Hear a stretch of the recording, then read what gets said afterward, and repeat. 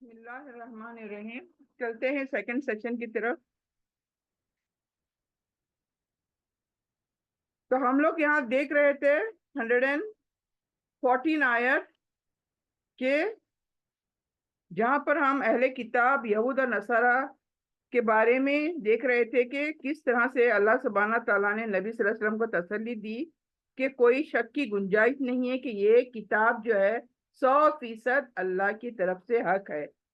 تو ہمارے لیے اس آیت کے اندر کیا پیغام ہے ہمارے لیے؟ یعنی فیصلہ کرنے کا حق صرف اللہ کو ہے، کسی اور کو نہیں. دین اور شریعت اللہ کے حکم پر ہے، یعنی جو دین کہتے ہیں ہم، جو شریعت کہتے ہیں وہ صرف اللہ کے حکم پر ہے، انسانوں کی مرضی یا خواہشات پر نہیں ہے.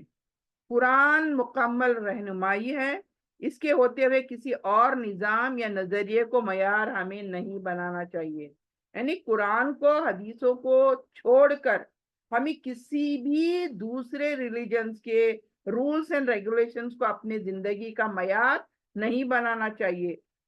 جو چیزیں اللہ نے کہی ہیں ہمیں وہی کرنی ہے، اور جن سے روکا ہے ہمیں ان سے رک جانا چاہیے.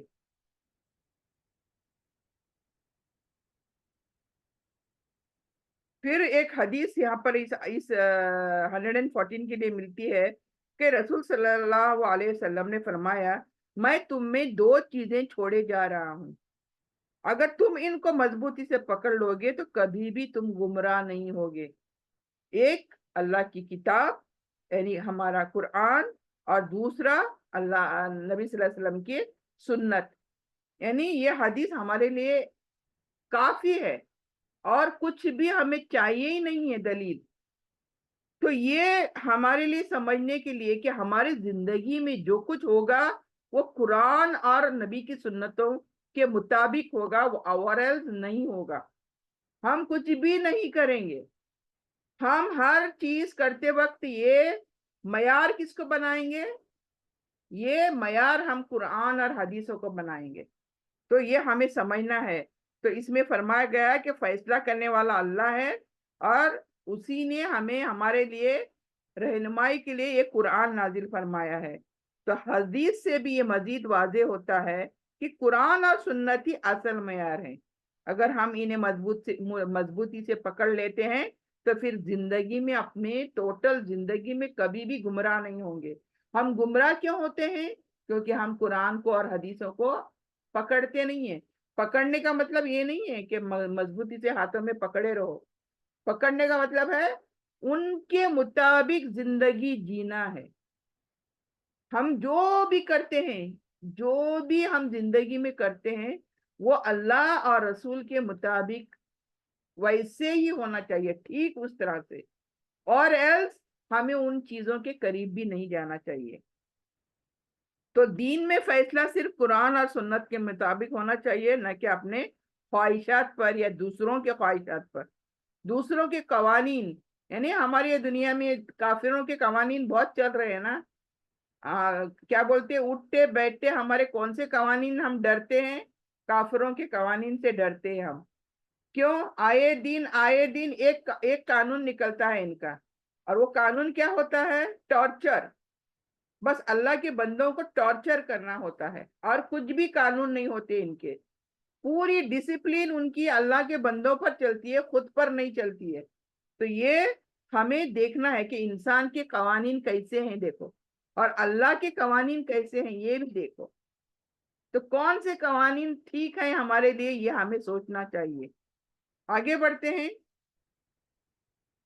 115 وَتَمَّتْ كَلِمَةُ رَبِّكَ صِدْقًا وَعَدْلًا لَا مُبَدِّلَ لِكَلِمَاتِهِ وَهُوَ السَّمِيعُ الْعَلِيمُ. اور تیرے رب کا کلمہ جو ہے سچائی اور انصاف کے ساتھ پورا ہو چکا ہے. تمت، پورا ہو چکا ہے. کیا؟ کلمت ربک، تمہارے رب کا جو کلمہ ہے وہ پورا ہو چکا ہے، وہ بھی سچائی اور انصاف کے ساتھ. اس کے کلمات کو کوئی بدلنے والا نہیں، کسی میں طاقت نہیں ہے اس کے کلمے کو بدلنے کی. اور وہ سب کچھ سننے والا، سب کچھ جاننے والا ہے. تو اس کی تفسیر کیوں ہے؟ دیکھیں، اس آیت میں اللہ تعالیٰ ہمیں فرماتے ہیں کہ اس کا کلام یعنی قرآن، اس کے فیصلے مکمل طور پر سچائی اور انصاف پر مبنی ہیں. کہیں بھی آپ اللہ کی کتاب سے کوئی بھی قانون نکالو، آپ کو کوئی بھی قانون ڈیفیکلٹ نہیں لگے گا یا ٹارچر نہیں لگے گا یا آپ کے پر بھاری نہیں ہوگا کوئی بھی قانون. اللہ نے کوئی بھی چیز کرنے کو بولی ہے نا تو وہ مشکل کہیں بھی نہیں ہوگا، انصاف کے ساتھ ہوگا. ہمارے لیے بھی اللہ کے ہر قانون میں نرمی ہوگی. یعنی اللہ تعالیٰ نے جو قوانین بنائے ہیں وہ انسانوں کے لیے بنائے ہیں، انسان کی بھلائی کے لیے بنائے ہیں، اور اس بھلائیوں میں انسان کی ترقی چاہتا ہے اللہ تعالیٰ. اسی لیے ہمارے قوانین کون سے بھی نکال کر دیکھو، آپ ایک بھی قانون نکالو اور ہمیں بتا دو کہ یہ ڈیفیکلٹ ہے اللہ کا قانون. آئی چیلنج، مطلب ہم جیسے لوگ اگر چیلنج کر سکتے ہیں کہ اللہ کا کوئی بھی قانون ڈیفیکلٹ نہیں ہے بندوں پر اللہ کے، تو اللہ کے فیصلے کیا ہیں؟ اس میں سچائی اور انصاف. واٹ از انصاف؟ یعنی جس کے لیے اللہ نے قانون بنایا وہ تکلیف سے نہیں گزرتا. اور ایلس آپ دیکھیں دنیا کے قانون، نت نئے قانون نکلتے ہیں، صرف ٹارچر ہوتا ہے انسانوں کے لیے، انسانوں کو غلام بنانے کے لیے قانون نکلتے ہیں ان کے، کوئی بھلائی نہیں ہوتی انسانوں کی اس کے اندر. تو یہ ہمیں سمجھنا چاہیے کہ اللہ کیا اور یہ لوگ کیا، یہ انسان کیا. اللہ کے احکام میں کوئی ظلم نہیں ہوتا، کمی بیشی نہیں ہوتی. وہی تو بولتی ہوں نا میں، کوئی ایک قانون اللہ کے بتاؤ اور بولو کہ اس میں ظلم ہے، بولو کہ اس قانون کے اندر کمی بیشی ہے، تو ایسا ہم نہیں پا سکتے. کوئی انسان یا جن اللہ کے کلام اور فیصلے کو بدل نہیں سکتا. یعنی اللہ نے جو فیصلہ کیا ہے، اللہ نے جو آرڈرز پاس کیے ہیں، ان کو بدلنے کا کسی میں طاقت نہیں ہے، نہ انسانوں میں نہ جنوں میں. تو اللہ ہر بات کو سنتا ہے اور ہر چیز کو جانتا ہے، اس لیے اس کے فیصلے بہترین فیصلے ہیں. وَهُوَ السَّمِيعُ الْعَلِيمُ. بہترین. تو ہمارے لیے پیغام کیا ہے اس صورت کے اندر؟ قرآن کامل ہے اور آخری ہدایت ہے، اس میں نہ کمی ہے نہ زیادہ کی زیادہ، یعنی نہ کم ہے نہ زیادہ ہے، کوئی گنجائش نہیں ہے. اللہ کا فیصلہ ہی انصاف ہے. انسانوں کے بنائے ہوئے قوانین میں ظلم ہوتا ہے. میں نے کہا نا ابھی، انسان جو قانون بناتا ہے اس میں ظلم ہوتا ہے اور کمیاں ہوتی ہیں اس کے اندر. آپ نا جاہل انسان بھی آج کے جو رولز نکلتے ہیں نا، جاہل انسان بھی اس میں سے وہ نکال سکتا ہے، کمی نکال سکتا ہے، ارے یہ ایسا نہیں، ایسا ہونا چاہیے تھا. لیکن اللہ کے قوانین میں ہم لوگ ایسے نہیں نکال سکتے. ہم کوئی بھی کمی بیشی نہیں دیکھ، یعنی بولتے نا نقص نہیں نکال سکتے. پھر ایمان والوں کو تسلی دی ہے اللہ نے، اگر کوئی قرآن کو بدلنا چاہے یا جھٹلائے تو وہ ناکام ہوگا، نامراد رہے گا. کیوں؟ اللہ نے خود اس کی حفاظت کا ذمہ لیا ہے. یعنی قرآن کا ذمہ کس نے لیا ہے؟ خود اللہ نے لیا ہے اپنے اوپر. تو اس میں کیا ہے، ہم کوئی بھی اس قرآن کو بدلنا چاہیں تو ہم بدل نہیں سکتے. تو ایک حدیث ملتی ہے اس 115 آیت کے لیے. نبی صلی اللہ علیہ وسلم فرماتے ہیں، میں نے تمہیں دو چیزیں دی ہیں، ایک اگر تم اس کو مضبوطی سے تھامے رکھو گے تو کبھی بھی گمراہ نہیں ہوگے. تو وہی حدیث جو 114 کے لیے یا 113 کے لیے تھی کہ اللہ کی کتاب اور سنت یہ دونوں کبھی بھی جدا نہیں ہونے چاہیے.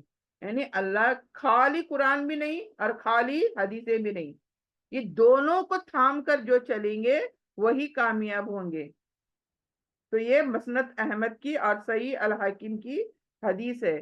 تو اس آیت میں یہی کہا گیا ہے کہ قرآن کے الفاظ اور اس کے فیصلے کبھی تبدیل نہیں ہو سکتے کیونکہ یہ اللہ کا کلام ہے.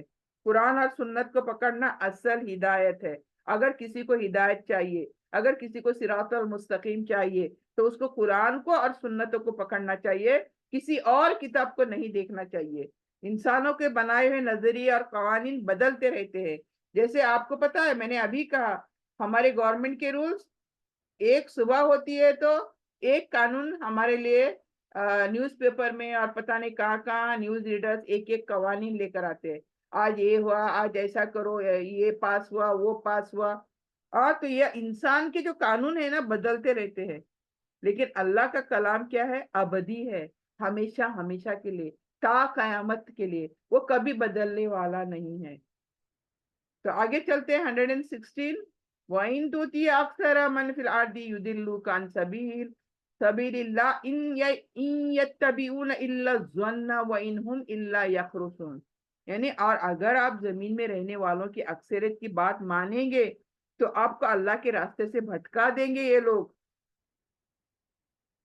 वो तो महज गुमान की पैरवी करते हैं और अटकलें, उसके सिवा कुछ भी नहीं करते ये लोग। यानी यहाँ पर वेरी इंपॉर्टेंट आयत आई है हम सबके लिए। हम क्या करते हैं, हम कुछ भी करते हैं तो देखते हैं दुनिया करती है क्या बोल के, कितने लोग वो चीज करते हैं ये देखते हैं। जितने ज्यादा लोग उस चीज को करते हैं हम समझते हैं वो चीज सही है, और एक मुट्ठी भर लोग वो जो चीज करते हैं बोलते हैं नहीं ये चीज सही नहीं होगी। हाँ, ये अपने से करते होंगे, ये चीज सही नहीं हो सकती। हाँ, ज्यादा लोग करते हैं मतलब वो चीज सही है। ये गलत गुमान है हमारे, ये अकीदा गलत है हमारा। यहाँ देखे इस आयत में अल्लाह हमें बता रहा है कि एक उसूली हकीकत अल्लाह ने बताई कि अक्सरियत हमेशा हक पर नहीं होती। ये मैं नहीं बता रही हूँ, अल्लाह अल्लाह सुब्हाना तआला यहाँ बता रहे हैं। अक्सरियत जो है लोगों की, अक्सरियत मतलब ज्यादा, मेजॉरिटी, मेजॉरिटी जिस रास्ते पर चलती है they are not right, they are not on true path. यहाँ पर अल्लाह बता रहा है वो हमेशा हक पर नहीं होते, गलत रास्ते पर होते हैं। अगर आप दुनिया को ज्यादातर लोगों की बात मानेंगे तो वो आपको हक से दूर कर देंगे। है ऐसा ही हो रहा है हमारे मुआशरे में, ऐसे ही हो रहा है। ज्यादा घर क्या करते हैं, और कौन इक्का दुक्का जो करते हैं उनको खैरी सकते हैं, उनको एकदम बाजू कर देते हैं। हाँ, ये दो चार घर ऐसा करते हैं ना, ये घर वो फातिहा नहीं दिलाते। हाँ, ये सारे बाकी के घरों में फातिहा होती है, फातिहा खानी होती है, कुरान खानी होती है, पता नहीं क्या क्या खानी होती है। क्यों? ज्यादा लोग करते तो सही है ना। हाँ, ये एक दो चार घर नहीं करते, नहीं ये खैरी से, ये सही नहीं लोग, इनको बाजू कर दो, फिर ये मुश्किलात खड़ी कर दो इनके लिए। ये हमारे मुआशरे का रूल है, ये हमारे आज दुनिया में यही कुछ चलता है। यानी ज्यादा लोग जो करते हैं वही सही है और कम लोग जो करते हैं वो गलत है। ये हमारा गलत अनुमान है। तो ये गुमान हमारा गलत है। यहाँ अल्लाह ताला कह रहा है कि अक्सर लोग क्या हैं, हकाइक के बजाय गुमान पर चलते हैं। गुमान होगा, ऐसा हुआ तो ऐसा होगा, यानी उनके पास कोई दलील नहीं है, ठोस दलील नहीं है, हकीकत है ही नहीं, बस गुमानों पर ये लोग चलते हैं। है ना, वो सिर्फ ख्वाहिशात पर अटकलें लगाते हैं, अपने दिल की ख्वाहिश, मुझे मेरे दिल को क्या अच्छा लगता है, मेरा दिल किस चीज से खुश होता है, मैं क्या करी तो मेरा मुझे खुशी मिलती है, तो वो चीजें करते हैं। लेकिन ये नहीं देखते कि मैं जो करती हूँ वो अल्लाह और अल्लाह के रसूल ने ये कहा है करने को। अगर कहा है तो बिल्कुल करो भाई, लेकिन नहीं तो फिर क्यों करना, किसको खुश करना, शैतान को क्यों खुश करना। ये समझने की हम सबको जरूरत है, बहुत ज्यादा जरूरत है। असल हिदायत क्या है, अक्सरियत की पैरवी करना नहीं है, यानी सही रास्ते पर चलना है हमें। तो अक्सरियत यानी ज्यादा लोगों को, मेजोरिटी को देखने की जरूरत नहीं है, बल्कि अल्लाह के कलाम को देखने की जरूरत है, कुरान और नबी की सुन्नत को देखनी जरूरत है।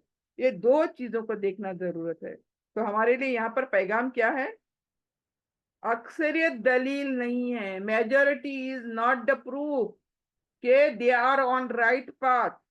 हक वही है जो कुरान और सुन्नत के मुताबिक हो, चाहे थोड़े लोग ही क्यों ना हो, मुट्ठी भर लोग क्यों ना हो, they are right, they are on the right path.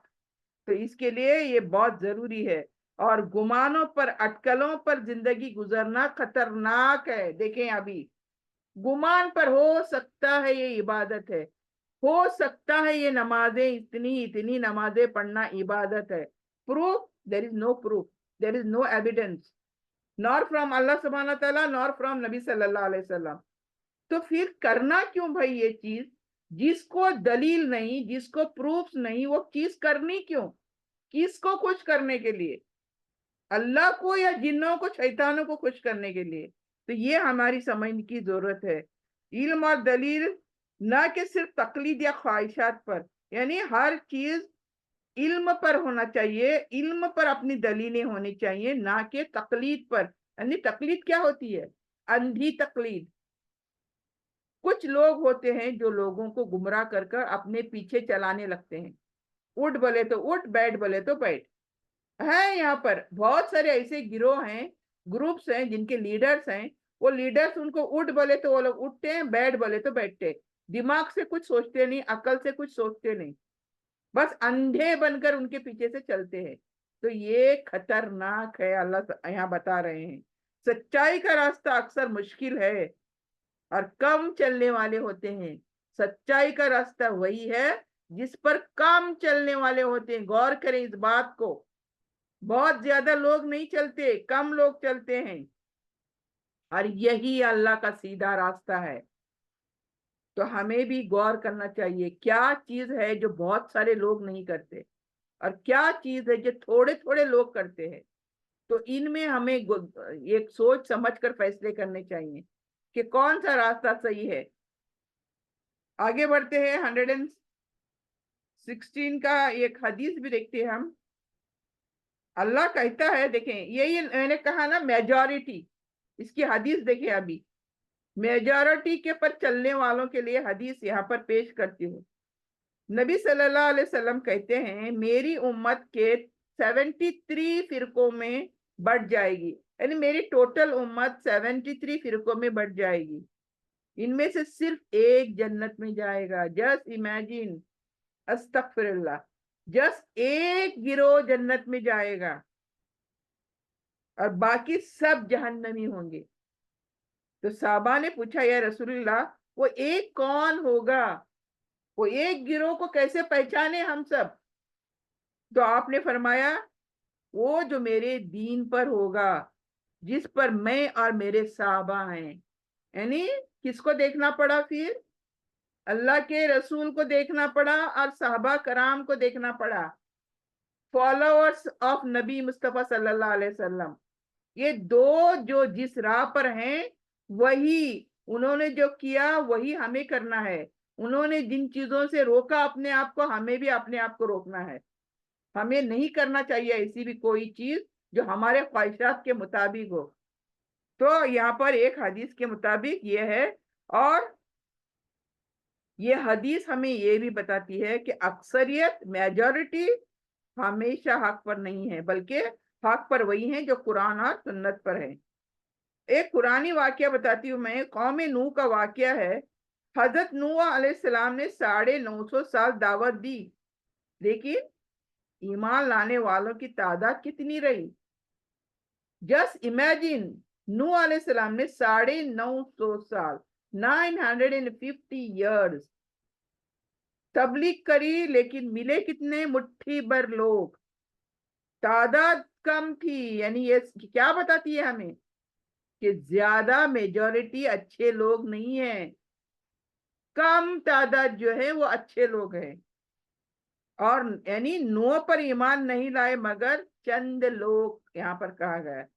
اس سے معلوم ہوتا ہے اکثر لوگ گمراہی میں ہیں اور حق پر بہت کم لوگ ہیں۔ تو حق کا معیار اکثریت نہیں بلکہ قرآن اور سنت ہے۔ تو یہاں پر آگے چلتے ہیں، 117، ان ربک هو عالم من یضل عن سبیلی وهو عالم بالمہتدین۔ بے شک تیرا رب خوب جانتا ہے کہ کون اس کے راستے سے بھٹک گیا ہے، اور کون ان کو بھی خوب جانتا ہے جو ہدایت پر ہے۔ یعنی اللہ ہی جانتا ہے کون صحیح راستے پر ہے اور کون راستے سے بھٹک چکا ہے۔ یعنی کوئی انسان ظاہری شکل یا دعویٰ سے فیصلہ نہیں کر سکتا کہ کون سیدھا ہے، کون غلط ہے، کون گمراہ ہے۔ یہ علم صرف اللہ کے پاس ہے۔ میں نہیں کر سکتی کسی کو پوائنٹ آؤٹ کر کے وہ کافر ہے، فلاں مسلمان ہے، فلاں مومن ہے، فلاں سو ہے، فلاں سو ہے، فلاں محسن ہے۔ ہم میں وہ طاقت نہیں ہے، ہمارے بندوں میں وہ طاقت نہیں ہے کہ ہم کسی کو پوائنٹ آؤٹ کر کے کہیں یہ اللہ کا بندہ ہے، یہ اللہ کا ولی ہے، یہ مومن ہے، یہ منافق ہے، یہ کافر ہے. لیکن دنیا میں یہ ہو رہا ہے نا، دنیا میں مسلمان ہی مسلمان کو کافر کہتے ہیں. تو اوروں کا تو چھوڑ دو، آپ ڈیبیٹس دیکھو گے، آپ آن لائن یوٹیوب دیکھو گے جہاں پر ایک دوسرے کو گالیاں بکے جا رہے ہیں، ایک دوسرے کو کافر بولے جا رہے ہیں. تو یہ کیا ہے، یہ کیا ہو رہا ہے؟ تو اللہ تعالیٰ تو کہہ رہا ہے کہ یہ کسی کی بس کی بات نہیں ہے کہ کون سچا ہے، کون منافق ہے، کون کافر ہے بتانا. یہ ہمارا کام نہیں ہے، یہ صرف اللہ کا کام ہے. تو اللہ ہی لوگوں کے دلوں کو جانتا ہے، اس لیے اصل فیصلے قیامت کے دن اللہ ہی کرنے والا ہے. یہ ہمارے ہاتھوں میں اللہ نے نہیں دیا کس کو پوائنٹ آؤٹ کرنا یہ فلاں ہے، یہ فلاں ہے، یہ فلاں ہے. یہ غلط ہے، ہم غلط چل رہے ہیں اس طرح سے. تو اللہ سب کچھ جانتا ہے، ہمیں دوسروں کے بارے میں فیصلے کرنے کی ضرورت نہیں ہے. ہمیں بچنا چاہیے دوسروں کے بارے میں فیصلے کرنے سے، کیونکہ اصل حقیقت صرف اللہ جانتا ہے. ہدایت اللہ کے ہاتھ میں ہے، اس لیے ہمیشہ دعا مانگنی چاہیے. کیا؟ اللہ ہمیں راستے پر قائم رکھے. اہدنا الصراط المستقیم. انصاف کا وعدہ کیا؟ قیامت کے دن اللہ ہر ایک کے ساتھ اس کے ایمان اور اس کے عمل کے مطابق فیصلے کرے گا. یعنی جو فیصلہ ہوگا کیسے ہوگا؟ میرا ایمان دیکھے گا اللہ کیسا ہے، اور میرے عمل دیکھے گا کیسے ہیں، اور اس کے مطابق فیصلے ہوں گے. 117 ان ربک عالم من یضل عن سبیلی. اچھا، اس کا 117 کی یہاں پر ایک حدیث آئی ہے. یعنی رسول صلی اللہ علیہ وسلم اکثر یہ دعا مانگتے تھے، جیسے میں نے کہا نا کہ دلوں کو، اپنے دلوں کو صاف رکھنا چاہیے، اپنے دل کو مضبوط رکھنا چاہیے، اپنے دل کو پاک رکھنا چاہیے. تو اس کے لیے ہمیں دعا بھی کرنی چاہیے. ہر نماز میں، ہر وقت ہمیں جب بھی دعا کرنی ہے یہ دعا کرنی چاہیے، یا مقلب القلوب ثبت قلبی علی دینک. آئی ایم شیور کہ سب کو یہ دعا آتی ہوگی. یہ دلوں کو پھیرنے والے، دلوں کو کون پھیر سکتا ہے؟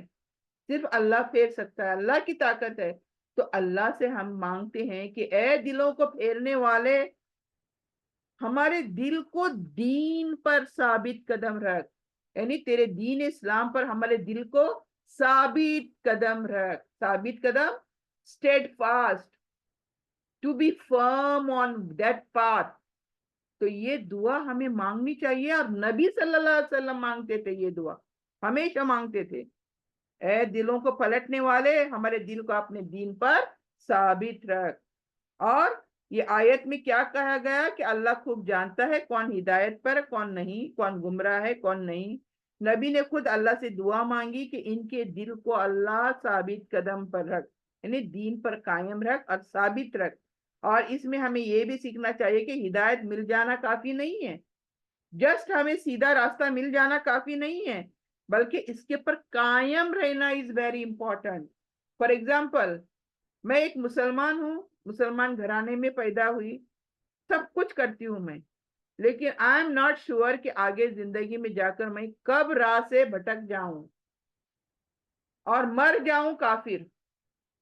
کیونکہ ہمیں ایک حدیث سے معلوم ہوتا ہے کہ ایک کچھ انسان ہوں گے جو مسلمان پیدا ہوں گے لیکن مریں گے کافر. کچھ ہوں گے جو مسلمان پیدا بھی ہوں گے اور قسمت والے ہوں گے، وہ مسلمان ہی مریں گے، کلمے پر ہی مریں گے. تو یہ دیکھیں، یہ حدیث کا مفہوم یہی بتاتا ہے کہ کچھ کافر ہوں گے اور مسلمان مریں گے. تو اس میں ہمیں اسی لیے تو دعا کرنی پڑے گی اب کہ اللہ ہمیں ثابت قدم رکھ، ہمارے ایمان پر، ہمارے دین اسلام پر ثابت قدم رکھ اللہ.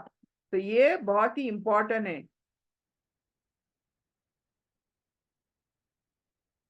تو ہمارے کیا ہیں، اللہ تعالیٰ یہی کہتا ہے ہمارے دل بدلتے رہتے ہیں، کب بدلے گا یہ ہمیں پتہ بھی نہیں چلتا. اس لیے دعاؤں کی سخت ضرورت ہے. اور اس طرح استقامت کی، یعنی ٹو بی اسٹیڈ فاسٹ، ہمیں یہ دعا اللہ سے مانگنی چاہیے. یا مقلب القلوب ثبت قلبی علی دینک. اور ایک دعا ہے یا مصرف القلوب صرف قلوبنا الی طاعتک. یہ دعا ہے، اس کو لازماً پڑھتے رہنا چاہیے اپنی. تو اور 118 پر چلتے ہیں. فَكُلُوا مِمَّا ذُكِرَ اسْمُ اللَّهِ عَلَيْهِ إِن كُنتُمْ بِآيَاتِهِ مُؤْمِنِينَ. یعنی پس جو چیز اللہ کا نام لے کر ذبح کی گئی ہو اس میں سے کھاؤ اگر تم اس کی آیت پر ایمان رکھتے ہو. اگر تم اللہ کی آیت یعنی اللہ کی نشانیوں پر ایمان ہے تمہارا تو تمہیں وہی چیز کھانی چاہیے جس پر اللہ کا نام لیا گیا ہے. تو یہ بہت بڑی چیز ہے جو یہاں پر ایک ہمارے لیے آئی ہے. اس آیت میں اللہ تعالیٰ مومنوں کو حکم دے رہا ہے، کیا ویری امپورٹنٹ حکم دے رہا ہے کہ جب جانوروں کو ذبح کیا جائے تو اللہ کا نام لینا ضروری ہے. بسم اللہ یہ نام لینا بہت ضروری ہے ذبح کرتے وقت. اور جو جانور اللہ کے نام کے بغیر ذبح کیا جائے وہ حلال نہیں ہے ہمارے لیے، ناپاک ہے ہمارے لیے. اگر واقعی تم اللہ کی آیت پر ایمان رکھتے ہو تو تمہیں صرف وہی چیز کھانی چاہیے جو اللہ کے حکم کے مطابق ہو. تو ہمارے لیے یہاں سمجھنے کی کیا چیز ہے؟ کھانے پینے میں بھی دین ہے، دین کی پابندی ہے. ایسا نہیں کہ ہم انسان ہیں تو کھانا پینا اتنا ہے کہ بس مزے سے کھاتے جاؤ پیتے جاؤ. We are free to eat اینی تھنگ. نہیں، ایسا نہیں ہے. اللہ تعالیٰ نے ہمیں بتا دیا کیا حلال کیا حرام، کیا کھانا کیا نہیں کھانا. تو اس پر ہمیں غور و فکر کرنا چاہیے. ہر لقمے کو دیکھنا چاہیے یہ حلال لقمہ ہے یا حرام لقمہ ہے، کیونکہ ایک لقمہ بھی ہمیں کیا ہے پچے گا نہیں حلال حرام والا. تو ہمیں ہر لقمے کو دیکھنا چاہیے، غور کرنا چاہیے کہ یہ حلال ہے کہ حرام ہے. تو مومن اللہ کہتا ہے وہی کھاتا ہے جو اللہ نے اس کے لیے حلال کیا ہے. یعنی قرآن کے اندر حلال حرام کلیئرلی مینشن کیا اللہ نے. تو ہمیں وہی کھانی چاہیے جو حلال ہے. اللہ کا نام لینا شرط ہے، کنڈیشنل. اٹس اے کنڈیشن کہ اللہ کا نام اس پر لینا چاہیے. تو ہی اس کھانے میں برکت ہوگی اور وہ پاک ہوگا ہمارے لیے. اور اس وقت جب اللہ کا نام لیتے ہیں ہم. ایمان کا تقاضا کیا ہے؟ صرف زبان نہیں، ایمان زبانی نہیں ہے بلکہ عملی ہے، پریکٹیکل ہے. ناٹ اونلی زبان سے کیا بولے لا الہ الا اللہ محمد رسول اللہ اور میں مسلمان ہو گئی، نہیں. خالی زبان سے کہنا کافی نہیں ہے، اس پر عمل کرنا ضروری ہے. کھانے کے معاملے میں بھی ایمان کا ہمارے امتحان ہوتا ہے. کھانے کے معاملے میں بعض دفعہ غلط چیزیں ہمیں کھانے کو اکساتا ہے شیطان. غلط چیزیں کھانے کو اکساتا ہے شیطان، حرام کھانے کو اکساتا ہے شیطان. تو یہاں ہمارا امتحان ہے، کھانے پینے میں بھی ہمارا امتحان ہے. تو رسول صلی اللہ علیہ وسلم فرماتے ہیں جو شخص اللہ کا نام لے کر ذبح کرے تو کھاؤ، اور جس نے اللہ کا نام نہ لیا اس کو نہ کھاؤ. یہ صحیح بخاری کی حدیث ہے اور مسلم کی بھی حدیث ہے. تو جس پر اللہ کا نام، اللہ کی سوائے کسی کی نیت نہیں ہونی چاہیے. یہاں پر اللہ کا نام مطلب وہ نہیں کہ فلاں درگاہ پر بکرے ذبح ہو رہے ہیں بسم اللہ بول کے اللہ اکبر. ارے لیکن نیت کیا ہے وہاں پر؟ وہ کس کو خوش کرنے کے لیے بکرے ذبح کیے جا رہے ہیں؟ اللہ کو یا اس درگاہ میں جو مطلب جو پیر ہیں اس کو؟ کس کی منت پوری کی جا رہی ہے؟ دیکھیں یہاں پر خالصتاً اللہ اکبر، بسم اللہ اللہ اکبر. یہاں پر کوئی اور دوسری نیت شامل نہیں ہونی چاہیے. ایسا نہیں ہے کہ ہم بسم اللہ اللہ اکبر کر کے ذبح کرتے ہیں، نیت ہوتی ہے وہ فلاں پیر کو خوش کرنے کی اور فلاں جگہ والے کو خوش کرنے کی. وہ یہ ہم سبھی جانتے ہیں. ہمارے اس میں نیتیں ہوتی ہیں، نیت ہوتی ہے کس کو خوش کرنے کے لیے، کس کی منت ماننی ہے ہم نے. تو یہ بہت ضروری ہے. تو ہماری جو ذبح ہے وہ صرف اللہ اکبر بسم اللہ ہونی چاہیے اور اس میں کسی ذات دنیا میں کسی کو شریک نہیں کرنا چاہیے. تو ہی وہ چیزیں حلال ہیں ورنہ حرام ہیں، یہ سمجھ لو. تو یہاں پر بھی شیطان ہے، یہاں پر بھی شیطان بہت اکساتا ہے ہمیں. کیا ارے ہم یہ ذبح کرتے ہیں اللہ ہی اکبر بولتے ہیں ہم ذبح کرتے ہیں بسم اللہ ہی تو بولتے ہیں، بے شک بولتے ہوں گے، لیکن نیتیں کیا ہیں، کس کے لیے کر رہے ہیں؟ تو یہ جاننا ہم سب کے لیے ضروری ہے۔ تو یہ آیت میں کیا ہے، حکم آیا کہ جو جانور اللہ کا نام لے کر ذبح کیا جائے وہی کھاؤ۔ تو حدیث بھی اس کو ہمیں مزید بتاتی ہے کہ ذبح کے وقت بسم اللہ کہنا لازمی ہے، فرض ہے، بغیر اللہ کے نام کے کوئی بھی جانور ناپاک ہے۔ 119 دیکھتے ہیں، وَمَا لَكُمْ أَلَّا تَأْكُلُوا مِمَّا ذُكِرَ اسْمُ اللَّهِ عَلَيْهِ وَقَدْ فَصَّلَ لَكُمْ مَا حَرَّمَ عَلَيْكُمْ إِلَّا مَا اضْطُرِرْتُمْ إِلَيْهِ وَإِنَّ كَثِيرًا لِيُضِلُّونَ بِأَهْوَائِهِمْ بِغَيْرِ عِلْمٍ إِنَّ رَبَّكَ هُوَ أَعْلَمُ بِالْمُهْتَدِينَ۔ یعنی اور تمہیں کیا ہوا ہے کہ تم اس چیز کو نہ کھاؤ جس پر اللہ کا نام لیا گیا ہے، حالانکہ اس نے تمہارے لیے صاف بیان کیا ہے کہ کون سی چیز تم پر حرام ہے، مگر جب تم مجبوری میں ہو جاؤ تو اور بات ہے۔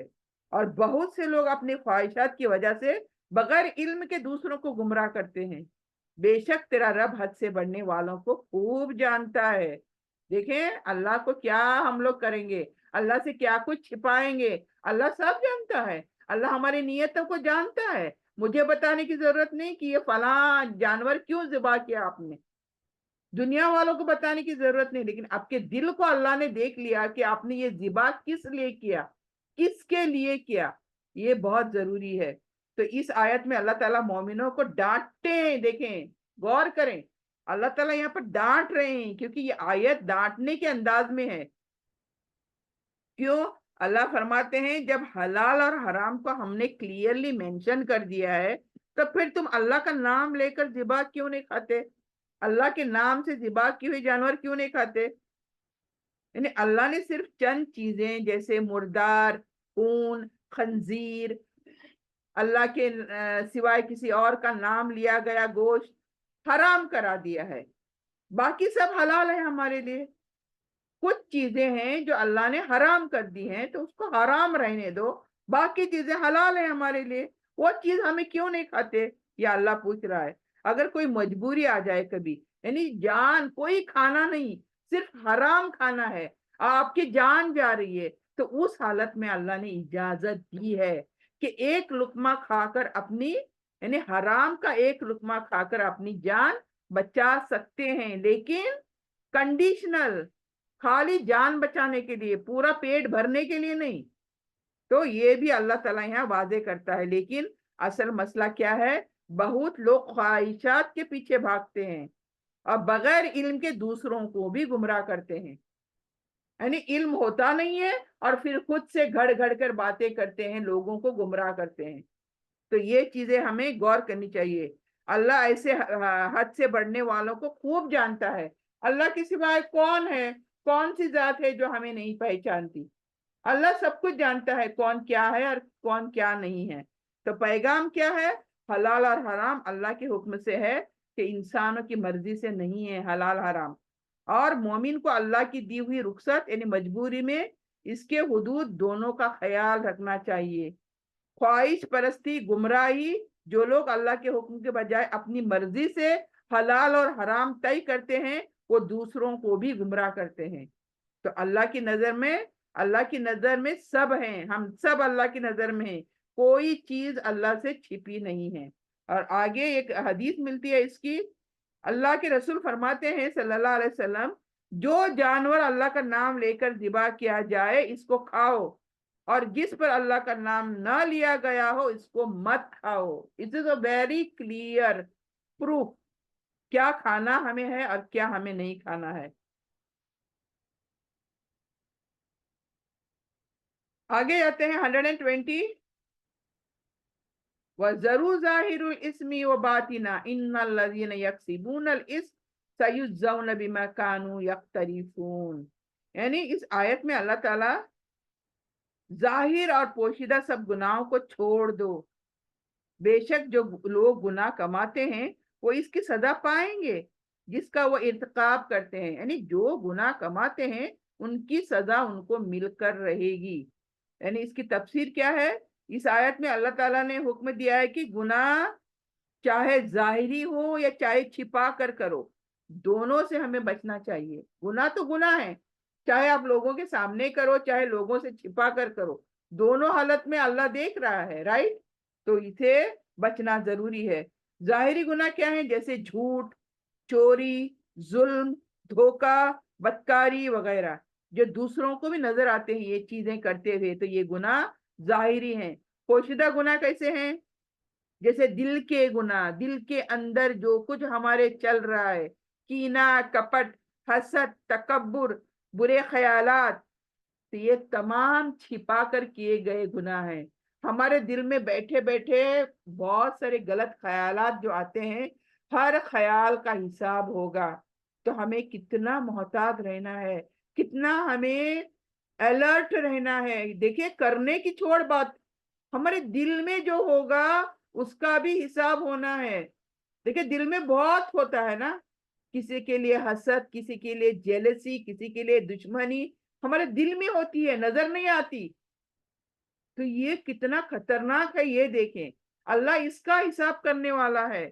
تو اللہ تعالیٰ ہمیں خبردار کر رہا ہے کہ کوئی گناہ ہم سے ہونے ہی نہیں چاہیے، تو وہ اس کی سزا ہم ضرور پا کر رہیں گے۔ تو یہاں پر ایک یہ حدیث ملتی ہے ہمیں 120 کے لیے۔ قیامت کے دن نبی صلی اللہ علیہ وسلم فرما رہے ہیں، قیامت کے دن سب سے پہلے لوگوں کے اعمال میں سے یہ چیز دیکھی جائے گی کہ اس نے اپنے دل میں کیا رکھا تھا۔ نعوذ باللہ، استغفر اللہ۔ ہم نے اپنے دل میں کیا رکھا تھا کسی کے لیے، وہ اللہ تعالیٰ اس کا حساب کرے گا۔ یہ حدیث بتا رہی ہے، میں نے بتا رہی ہوں۔ ہم کیا سمجھتے ہیں جو کریں گے وہی پکڑے جائیں گے؟ کرنے کا چھوڑو، ہمارے دل میں جو کچھ لہریں اٹھتی ہے اس کا بھی حساب ہونا ہے۔ اور ایک حدیث میں آیا ہے، خبردار، جسم میں ایک گوشت کا ٹکڑا ہے، اگر وہ درست ہو جائے تو پورا جسم درست ہو جاتا ہے، اگر وہ خراب ہو جائے تو پورا جسم خراب ہو جاتا ہے۔ سن لو، وہ دل ہے۔ کیا ہے؟ وہ دل ہے۔ یعنی صحیح بخاری اور صحیح مسلم دونوں کی ہے یہ حدیث۔ تو یہ کیا ہے؟ یہ ظاہر اور پوشیدہ گناہوں کو چھوڑنے کا ہمیں حکم دیا جا رہا ہے۔ دکھا کر تو گناہ کرنے نہیں ہے، لیکن دل کے اندر بھی چھپا کر گناہ ہمیں نہیں کرنے چاہیے۔ تو حدیث یہ وضاحت کرتی ہے، اصل اصلاح دل کی ہے۔ کریکٹ کرنا ہے تو دل کو کریکٹ کرنا ہے، عمل اپنے آپ کریکٹ ہو جائیں گے۔ اگر دل ہی صحیح نہیں تو عمل کہاں سے صحیح ہوں گے؟ تو یہاں پر ہمارے دل کو صحیح کرنے کی بات ہو رہی ہے، کیونکہ دل میں اگر برائی ہے تو انسان کے اعمال بھی برے ہوں گے۔ ہماری خصلت، ہماری کیریکٹر، ہر چیز ہمارے دل کا آئینہ ہوگا۔ یعنی دل جو سوچتا ہے، دل جو